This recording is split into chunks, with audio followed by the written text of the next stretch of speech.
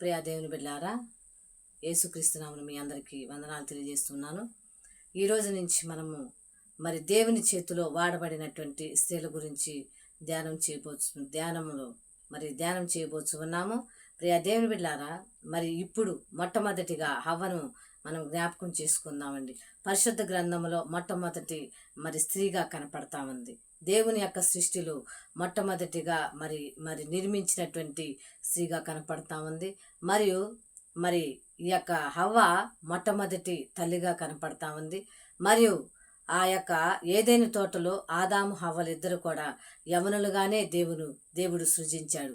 ప్రియా దేవుని బిడ్డలారా, వారు దేవుని యొక్క సహవాసములో ఆ యొక్క సేద్యం చేసే పనిలో వాళ్ళు ఉంటూ ఉన్నప్పుడు ఆ యొక్క సర్పము వారి మధ్యకు వచ్చినట్టుగా కనపడతా ఉంది. ప్రియా దేవుని బిడ్డలారా, ఆదాముకు సాటైన సహాయముగా మొట్టమొదటిగా చూసినట్లయితే హవ్వ జీవితంలో మొట్టమొదటిగా చూసినట్లయితే సాటైన సహాయముగా ఆదాముకు హవ్వ కనపడతా ఉంది. రెండో అధ్యాయం ఆదికాండము 2వ అధ్యాయం 18వ వచనములో కనపడతా ఉంది. నరుడు ఒంటరిగా ఉండుట ఇష్టం లేదు కనుక దేవుడు అతనికి సహాయం కొరకు స్త్రీని నిర్మించి ఉన్నాడు. రెండవదిగా చూసినట్లయితే బాధ్యతలు విస్మరించిందండి. దేవుని యొక్క పనిలో కొనసాగుతున్నటువంటి ఈమె, దేవుని యొక్క సహవాసములో ఉన్నటువంటి ఈమె తన యొక్క భర్త అయినటువంటి ఆదాముకు సహాయముగా ఉన్నటువంటి ఈమె తన యొక్క బాధ్యతలు మర్చిపోయిందండి. ప్రియా దేవుని బిడ్డలారా, మూడవదిగా చూసినట్లయితే ఒంటరి జీవితంలో ఓడిపోయినటువంటి హవ్వగా కనపడతా ఉంది. చూసినట్లయితే ఆదికాండము 3వ అధ్యాయం 1వ వచనంలో చూసినట్లయితే ప్రియా దేవుని బిడ్డలారా, ఒంటరి జీవితంలో తను ఓడిపోయినట్టుగా, తన యొక్క సహవాసం కోల్పోయినట్టుగా, తన యొక్క పరిశుద్ధతను పోగొట్టుకున్నట్టుగా కనపడతా ఉంది. ప్రియా దేవుని బిడ్డలారా, ఈనాడు ప్రతి ఒక్క స్త్రీలు కూడా ఇలానే ఉంటున్నారండి. దేవుని యొక్క మాటలు వినకుండా, దేవుని యొక్క మాటలు ఆలోచనలు లేకుండా, దేవుని యొక్క చిత్తంలో లేకుండా మనుషుల యొక్క ఆలోచన కలిగి ఉంటూ ఉన్నారు. ప్రియా దేవుని బిడ్డలారా, చూసినట్లయితే చెప్పుడు మాటలు అబద్ధాలు నేర్చుకుంది హవ్వ. ప్రియా దేవుని బిడ్డలారా, ఈనాడు చూసినట్లయితే ప్రతి ఒక్కరు కూడా అబద్ధం అనేది నీళ్ళ వలె నీళ్లు తాగినట్టుగా చెబుతా ఉన్నారు. ఆదికాండము 3వ అధ్యాయము 2-3 వచనాల్లో కనపడతా ఉంది. ఆమె తన యొక్క అబద్ధాన్ని సత్యాన్ని దాచిపెట్టి అబద్ధము దేవునితోటి చెబుతా ఉన్నదండి. దేవుడు అడుగుతూ ఉన్నాడు, అవ్వ ఏం పని చేశారు మీరు అన్నప్పుడు ఆమె చెబుతా ఉంది, నాకేం తెలుసాయా, ఈ యొక్క సాతాను చెబుతా ఉన్నది, చెప్పినప్పుడు నేను విన్నానని చెప్తా ఉంది. ప్రియా దేవుని బిడ్డలారా, ఈనాడు చూసినట్లయితే తప్పు చేయటం, వేరే వాళ్ళ మీదకి నెట్టటము జరుగుతూ ఉంది. ప్రియా దేవుని బిడ్డలారా, ఒకసారి జ్ఞాపకం చేసుకోండి. సత్యవంతుని నువ్వు ఆరాధిస్తూ ఉన్నావు, సత్యమునే పలుకుట అది నీకు ఆశీర్వాదకరంగా ఉంది. చూసినట్లయితే 5వ మాటగా హవ్వ జీవితంలో 5వ మాట ఏదేననగా చెప్పుడు మాటలకు చెవి యొగ్గింది. ఆ యొక్క సర్పము ప్రతిరోజు దేవుని యొక్క స్వరం వింటున్నటువంటి ఈమె ఆ యొక్క ఏదైనా తోటలో, ఆ యొక్క సృష్టిలో ఆరంభంలో ఉన్నటువంటి వీరు ఇద్దరు స్వరాలే వింటూ ఉంది హవ్వ. ఒకటి దేవుని స్వరము, రెండవది ఆదాము స్వరము. కానీ ఈ రెండింటిని స్వరాలు విన్నటువంటి ఈమె 3వ స్వరం కూడా వినపడుతున్నప్పుడు ఆమె ఆలకించకుండా ఉండలేదండి, ఆలకించింది. 3వ స్వరము నాకు వినపడతా ఉంది, ఇది ఎవరునని గ్రహించుకోలేదు. ప్రియా దేవుని బిడ్డలారా, ఇప్పుడు ఈనాడు చూసినట్లయితే ప్రతి ఒక్కరు కూడా ఇలానే ఉంటున్నారు. దేవుని మాటలకు చెవి యొగ్గకుండా లోకములో ఉన్న వాటికి చెవి యొగ్గుతున్నారు. ఒకసారి జ్ఞాపకం చేసుకోవాలి మనము. మరియు చూసినట్లయితే సత్యాన్ని కూడా కప్పి చెబుతా ఉన్నదండి.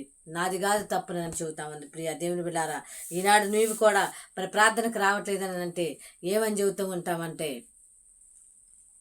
ఇది నాకు పని కాలేదు, లేకపోతే పని కుదరలేదు, లేకపోతే పిల్లలకి నేను ఇలాగా పని చేయవలసి వచ్చిందని చెబుతూ ఆటంకాలు వారి సృష్టించుకొని నిలబడుతూ ఉన్నారు. ప్రియా దేవుని బిడ్డలారా, అందుకనే దేవుని యొక్క సన్నిధిలో ఉన్నటువంటి మనము కూడా ఇలాగా ఉండకూడదని హవ్వ జీవితంలో ఆమెను ఓడిపోయినటువంటి జీవితాన్ని మనం కూడా ఉండకూడదని దేవుడు చెబుతా ఉన్నాడు.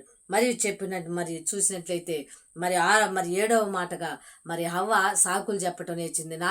నాకు అసలుకేం తెలియదు, ఈ యొక్క సర్పము నాకు చెప్పింది, అది తినొచ్చనని చెప్తా ఉన్నదండి.